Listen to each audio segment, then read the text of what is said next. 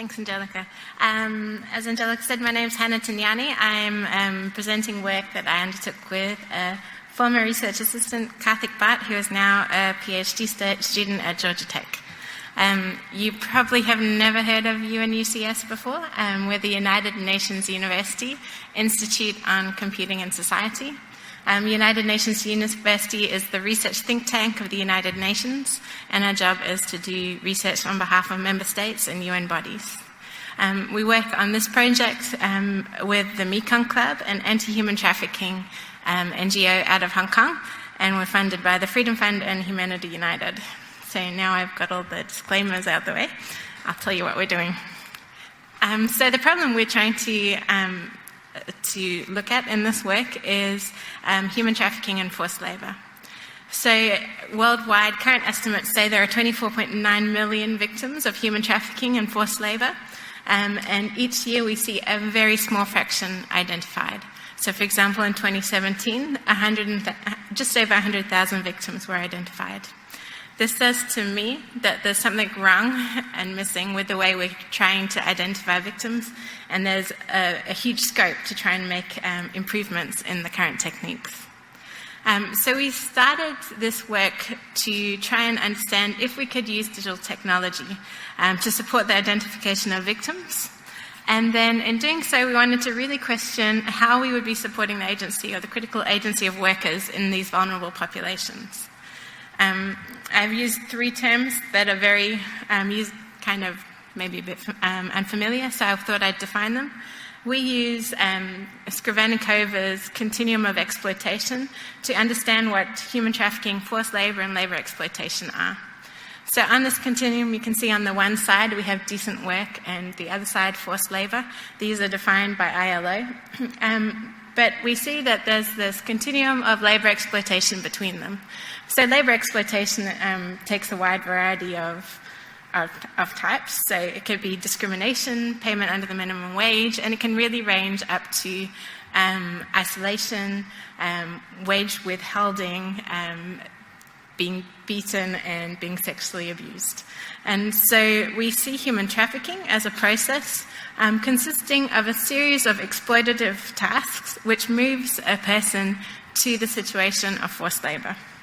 Now, if you're like me, and when I started this project, I really didn't understand how widespread human trafficking, forced labour and labour exploitation were.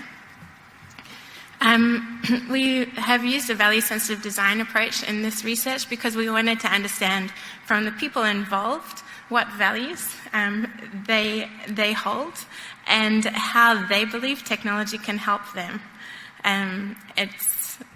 We have a series of investigations that took part in this. So we had a conceptual investigation to begin with, where we really tried to understand the context. We situate our work in Thailand. So we wanted to understand who the key actors are and the possible harms and benefits of technology and the values that they hold as well. So this work we really undertook by looking at grey literature, but then also through our collaboration with the UN Act. I'm going to be using a number of silly acronyms. The United Nations Agency for Cooperation on Trafficking in People. So they are part of UNDP, and they're situated in Bangkok, and so they are a way of the United Nations for putting together all of their anti-trafficking efforts and kind of coordinating them. So through our relationship with UN Act, we had a series of consultations. So they identified actors with us that we could, or stakeholders that we could approach to understand from their perspective what problems did they face, what technology did they have access to, and how they believed that technology could help them in identifying victims. So we call this broad cross-section of stakeholders frontline responders, and it refers to a lot of people. So it's like NGOs, labour inspectors, auditors within supply chains, police officers. In Thailand, they also have the Ministry of Labour and the Royal Thai Navy together form the Command Centre for Combating Illegal Fishing, CCCIF, with the Ministry of Fisheries, actually. So we had a number of different consultations. I'll go through them. Altogether, we talked to around 170 different participants across 5 different consultations. You'll see that this is a lot of information, and it's covered in quite a high level in the paper, because that's a lot of people's perspectives to include in 12 pages. So let me start by just telling you the current process that they use to identify victims.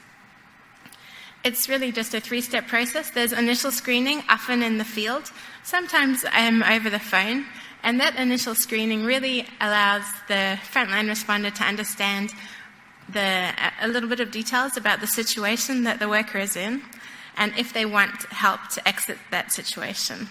When they exit them, they need to go somewhere, because often the place where they live is the place where they're being exploited. So they're provided access to shelters and services. And then there's this further investigation step, which is really controlled by the Ministry of Labour. So when we see this process, it said to me at the time, well, the further investigation, I'm not going to touch that, and I'm not looking at access to shelters and services. So let's focus on the initial screening phase of victim identification. So this initial screening, as I said, is often in outreach activities. So NGO workers, for example, go to the fishing ports, they go to the factories at shift changes, they're known in the community and they're trusted in the community, and just to provide we call them touch points for vulnerable populations to ask for help. Another way people do these screening is through hotlines. So some different organizations have hotlines. A problem that some of the frontline responders said to us is on a hotline, they gave the example, especially in fishing, somebody has snuck off their boat. They don't know where they are. They're maybe from Myanmar and they're now in Thailand. The language is different. The characters are different. The signs they can't read. They can't ask for help because they all speak different languages. They don't have a phone themselves, so they go to 7-Eleven and they beg someone to give them the phone. They have the phone, they contact the hotline, and then someone says, "Let me help you, where are you?" They don't know where they are. So now the frontline responder and the vulnerable worker both know they're in a tough situation and they both can't do anything about it. So from our perspective, we decided that although hotlines are important because not always are they in such a severe situation, we wanted to focus on the outreach activities. So the in-person, face-to-face, supporting frontline responders who have access to exit, we call them exit channels, to help someone if they choose to leave that work situation. So now I keep saying if. One of our big things, we want looking at the agency. We're not here to say that this kind of work is good, this kind of work is bad. People do different work for different reasons. And just because I might not want to be on a smelly boat, it doesn't mean other people don't want to. So now we've narrowed down our field to initial screening. So we're looking at initial screening in person.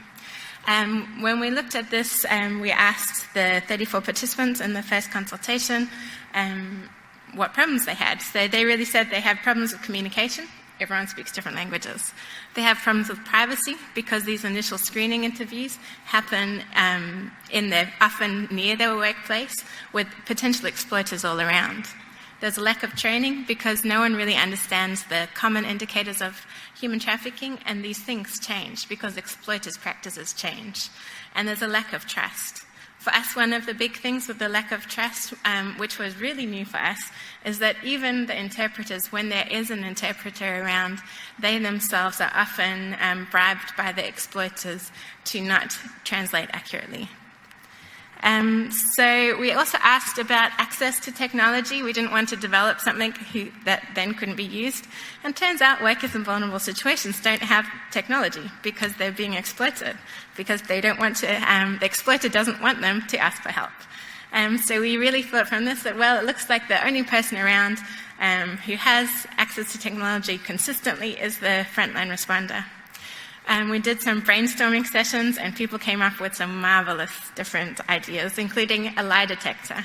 And you can say, maybe I mentioned that we work with the Department of Special Investigations, which is like the FBI of Thailand. So the police and the FBI people, we just want to know if people are lying because they're wasting our time, these kind of things. Surveillance, people were saying, if I had webcams, I could prove that this person is exploiting me. Or, from the other perspective, I could prove that I wasn't exploiting them. The other thing people talked about was translation. Ooh, okay. So let me go through this. We developed a system. If I'm the frontline responder and on the left-hand side you see my phone, maybe I come across Angelica and she's on a fishing vessel, or she's just come off a fishing vessel. I select the fishing vessel list and I give her my phone with a set of headphones. And then she chooses her language that she wants to hear the questions in. She has an intro video which tells her the purpose of the screening, what I want to use the information for, and asks for consent to continue. She then has a series of yes-no questions, which she answers, and we do a calculation of the vulnerability of a situation based on her responses. In the audio, the last question she's asked is, do you want help to leave your work situation? She then responds to that, and then we say how vulnerable her situation is, and then we say, so it seems like you're in a highly vulnerable situation, but you said you wanted to stay. Are you sure you want to stay? So this chance to reconsider after you're given more information about the vulnerability of the situation. On the right-hand side, you also see the screen that we summarize the interview for the frontline responder to have an understanding of the situation without giving away too much information. So the consultations 2 to 4 really were us going through using a technique called value dams and flows to understand what information should be on that final screen. We started using the UN Palermo Protocol, which is what the Thai labour law is based on, action, means and purpose, which need to be in there for human trafficking. And it turned out, surprise, surprise, if there were 3 dots for means, no one understood what that meant. So we made a new screen. We went through this co-design of what this kind of final screen should be. And we've gone through again and again. This one was nice because initially people were saying, well, we have our own processes for what to do next. Don't give us any advice. It turns out they also just wanted to know what the law said they should do as well. And then we had another redesign, which wasn't so easy to overlook from a distance. We've been using this in the field since March 2018. We have ongoing evaluations with NGOs in Thailand and then the labour inspectors as well, and the auditors. So at Port and Sea, seafood processing and manufacturing. We have an interesting way we do things with the sexual exploitation, and I don't think I'll go into it now unless people ask me questions in a sec. And forced begging, we do have a list for forced begging, but unfortunately we could only find one NGO who even tried to work in this area, so we haven't been as successful in this side. So far we've got 1,787 recorded sessions. Well, that was a month ago when I made my slides.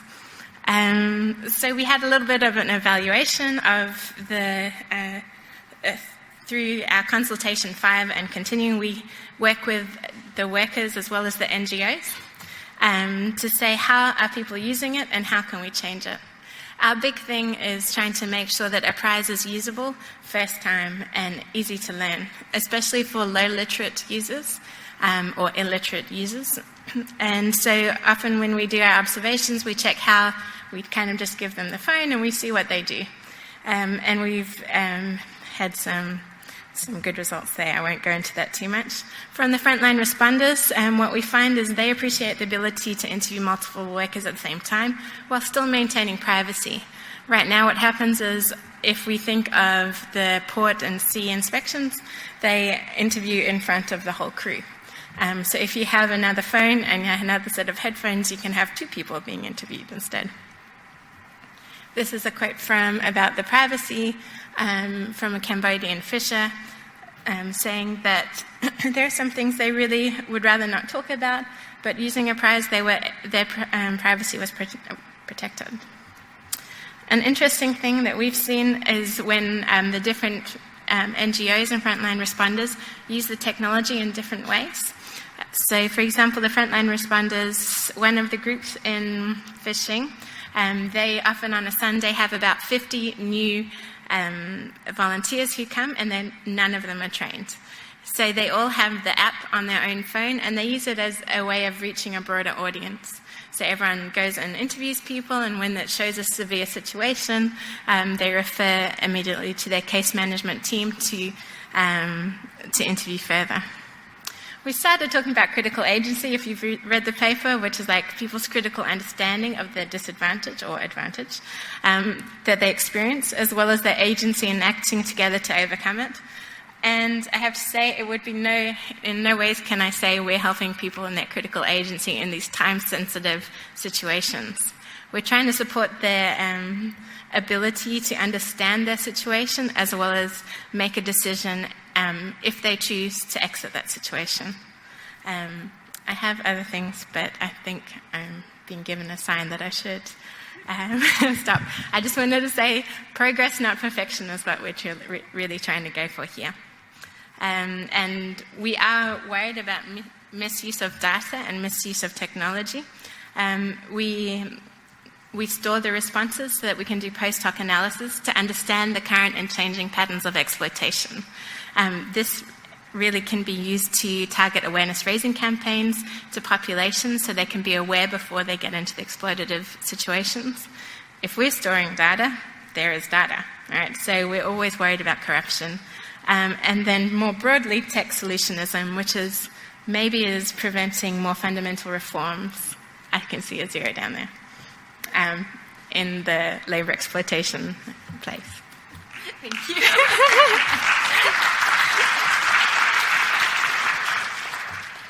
So we've got time for 1 or 2 questions, and can I just ask you to say your name and where you're from before asking a question?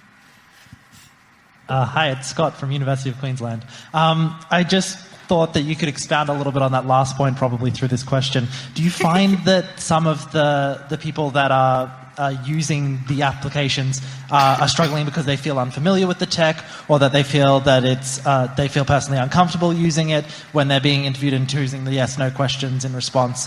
And does this create a different kind of problem or barrier for them to be able to get this sort of help? Thanks for the question, Scott. So I don't know if that is the tech solutionism, but I'll answer your question rather than tech solutionism. So the question was about the yes and no responses, yes/no questions, and that is what we've been trying to make sure we do a good job at, and has been involved in each of our consultations. Read the paper in more details, because we understand that if our questions are wrong, or not understandable or not translated properly, then we're not going to be able to give people the chance to exit a situation. So 1.5 years of working with all those different people we've been talking about to make sure that we really refine and ask the right questions, as well as then tie it back to the Thai labour law, because if we're talking about exploitation and labour exploitation in Thailand, it has to be according to their law as well.